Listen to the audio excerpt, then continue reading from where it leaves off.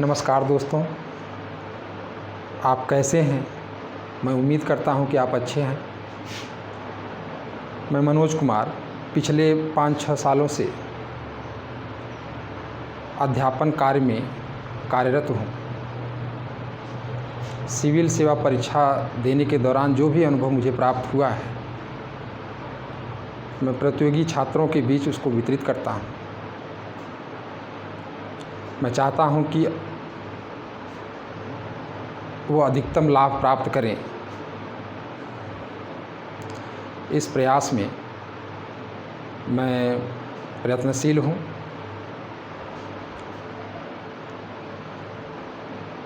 जो सिविल सेवा परीक्षा के जीएस पोर्शन में अर्थव्यवस्था एक महत्वपूर्ण विषय है और उस महत्वपूर्ण विषय का एक भाग है आर्थिक समृद्धि एवं आर्थिक विकास। इसका संक्षिप्त चर्चा करना चाहता हूँ। आखिर आर्थिक समृद्धि और आर्थिक विकास क्या है? क्या इन दोनों के बीच अंतर है, संबंध है, या किस प्रकार की धारणा है?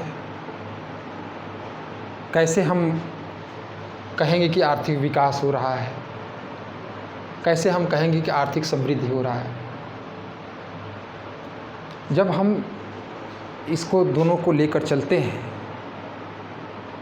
तो इनकी धारणाएं स्पष्ट होती हैं। लोगों के बीच बड़ा ही भ्रामक धारणा है कि आर्थिक समृद्धि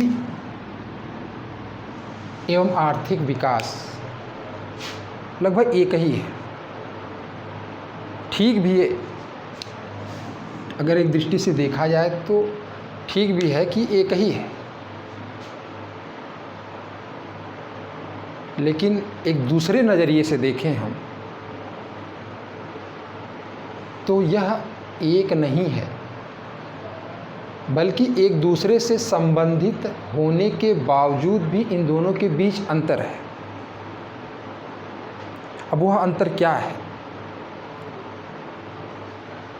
इनकी धारणा से हमें स्पष्ट होगा। आर्थिक समृद्धि अर्थव्यवस्था में या आर्थिक क्षेत्र में किसी देश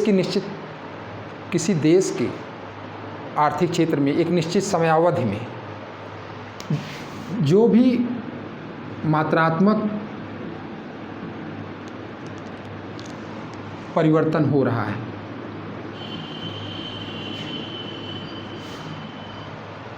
उसे हम आर्थिक समृद्धि कहेंगे।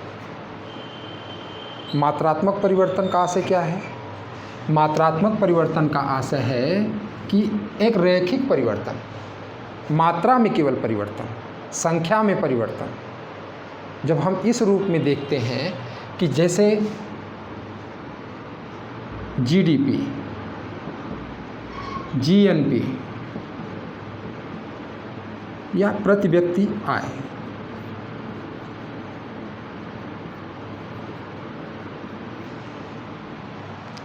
प्रति व्यक्ति आय, जब इसमें पिछले साल के मुकाबले जो भी वृद्धि हुआ है तो वह जो वृद्धि है वह परिवर्तन है।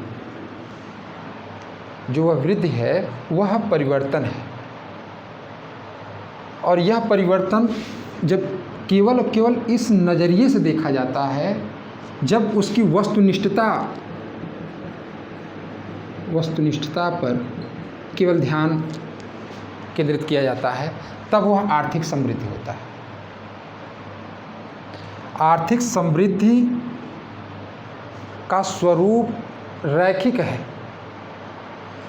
अब वहीं अगर हम इसकी बात करें,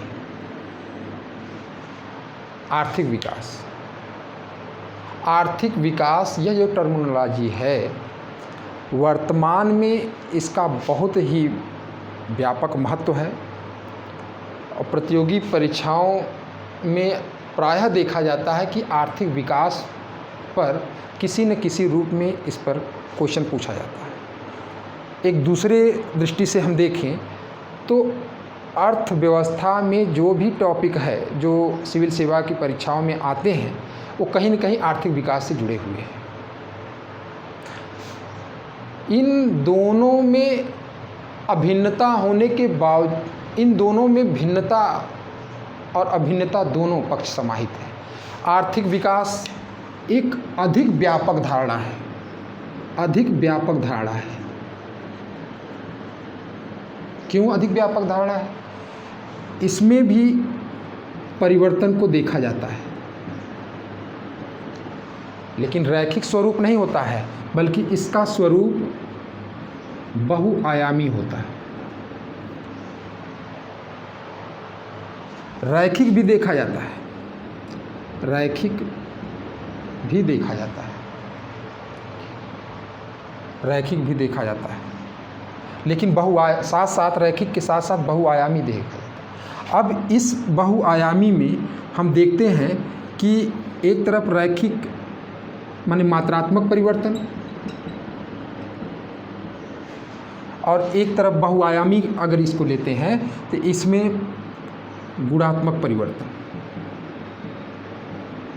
जब दोनों को साथ में लेकर चला जाए तब वह आर्थिक विकास। जिस प्रकार से किसी निश्चित समयावधि में किसी देश की अर्थव्यवस्था में जो परिवर्तन हो रहा है वह उसका स्वरूप रैखिक है, तब तो वह आर्थिक समृद्धि, जैसे जीडीपी में वृद्धि पिछले साल के मुकाबले 6% अधिक, 7% अधिक, जो भी परिवर्तन हो रहा है वो आर्थिक समृद्धि। जो ये परिवर्तन 6 या 7% जो परिवर्तन हुआ है, इस परिवर्तन का असर जब आर्थिक के साथ साथ अनार्थिक क्षेत्र पर भी पड़े, अनार्थिक क्षेत्र पर भी जब पड़े इसका असर, तब उसे हम आर्थिक विकास कहेंगे। वर्तमान में आर्थिक विकास की धारणा इतनी अधिक व्यापक हो चुकी है कि जो कुछ भी गरीबी हो, भूखमरी हो, कुपोषण हो, मानव विकास का संदर्भ हो, लैंगिक समता का संदर्भ हो, समावेशी विकास का संदर्भ हो, जो कुछ भी है वह आर्थिक दृष्टिकोण से देखा है, आर्थिक विकास के दृष्टिकोण से देखा जाता है। अब अगर हम अनार्थिक क्षेत्र को लें, आर्थिक क्षेत्र में मान लीजिए ठीक है कि पिछले साल के मुकाबले जीडीपी में 10% 6 या 7% की वृद्धि हुई। इस वृद्धि का असर जब अनार्थिक क्षेत्र पर भी पड़े, अनार्थिक क्षेत्र का असर क्या है? अनार्थिक क्षेत्र का असर यह है कि सामाजिक, सांस्कृतिक और धार्मिक, जब इन क्षेत्रों पर इसका असर पड़ना शुरू हो जाए, जब इन क्षेत्रों पर इसका असर पड़ना शुरू हो जाए, तब उसका स्वरूप कैसा हो जाएगा? बहुआयामी है, रैखिक न होकर बहुआयामी। इसका स्वरूप कैसा है? इसका स्वरूप रैखिक है। परिवर्तन इसमें भी हो रहा है, परिवर्तन इसमें भी हो रहा है। इसका परिवर्तन जो हो रहा है वो मात्रात्मक है, इसका जो परिवर्तन हो रहा है मात्रात्मक होने के साथ साथ गुणात्मक भी है। गुणात्मक तब कहा जाएगा जब जो भी वृद्धि हो रही है, जो भी परिवर्तन हो रहा है, उसका असर जब सामाजिक, सांस्कृतिक और धार्मिक क्षेत्रों पर जब उसका असर पड़े, तब वह आर्थिक विकास कहलाएगा। आर्थिक विकास और आर्थिक समृद्धि को समझने का एक और तरीका यह है, यदि हम मान लें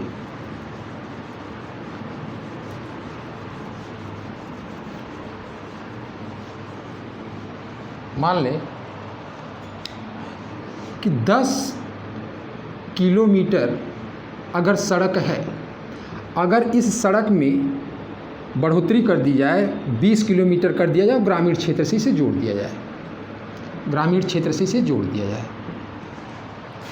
ग्रामीण क्षेत्र से अगर इसे जोड़ दिया जाए तो इसका असर उस गांव, जो गांव जुड़ा हुआ है, उसका असर कितना ही व्यापक और बहुआयामी पड़ेगा सामाजिक क्षेत्र पर। यानी वो गांव के लोग सड़कों से जुड़ेंगे तो कहीं पहुंचना है तो अतिशीघ्र पहुंचेंगे। या अगर ये 20 किलोमीटर की जो सड़क जोड़ी गई है, यह अगर शहर से ग्रामीण क्षेत्र मतलब 10 किलोमीटर और बढ़ा देने की वजह से ग्रामीण क्षेत्र शहरी क्षेत्र से जुड़ गया है, तो लोगों को स्वास्थ्य सुविधा आसानी से प्राप्त होगी, लोगों को शिक्षा आसानी से प्राप्त होगा, लोगों को रोजगार मिलेगा।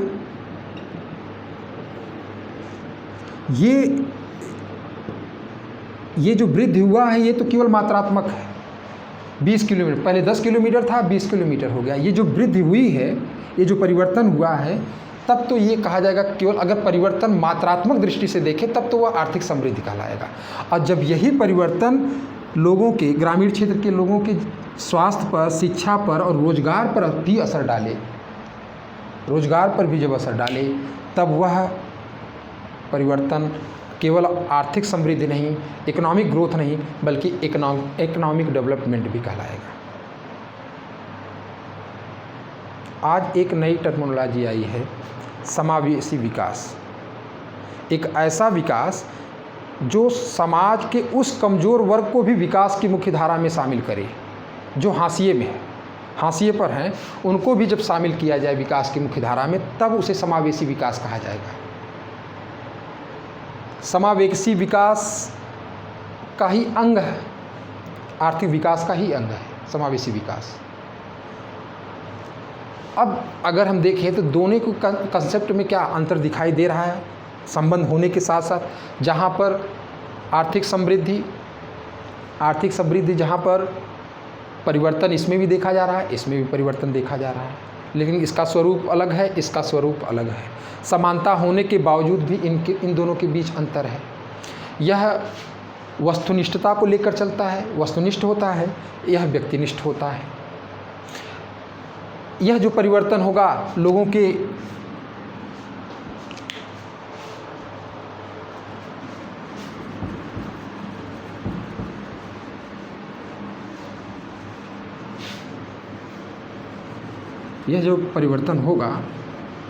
जीवन की गुणवत्ता में, लोगों के जीवन की गुणवत्ता में भी परिवर्तन होगा। लोगों के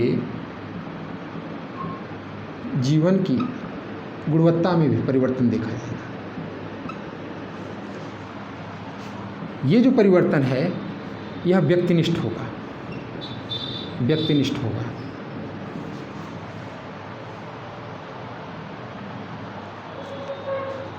कई अर्थशास्त्रियों ने इसे और व्यापक परिभाषित करने के लिए इसमें अधिकारिता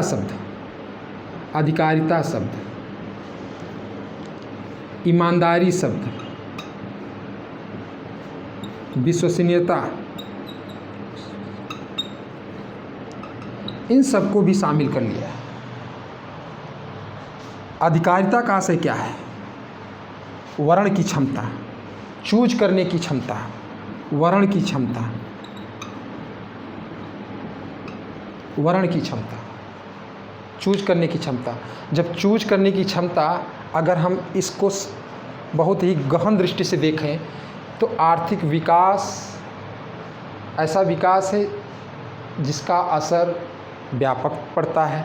व्यापक तब पड़ेगा जब संसाधनों की उपलब्धता कुछ इस प्रकार से हो कि लोगों को चूज करने का विकल्प हो, आत्मनिर्भर हो, तब तो ये अधिकारिता होगी।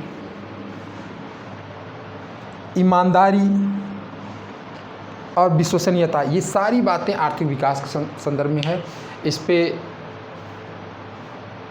लंबा चर्चा किया जा सकता है, एक लंबी चर्चा किया जा सकता है, लेकिन अब देखा यह जा रहा है कि समय के अभाव के कारण जो है हम इसको व्यापक और भी व्यापक बताने का प्रयास तब करेंगे जब हम अगले क्लास में आएंगे। नमस्ते दोस्तों।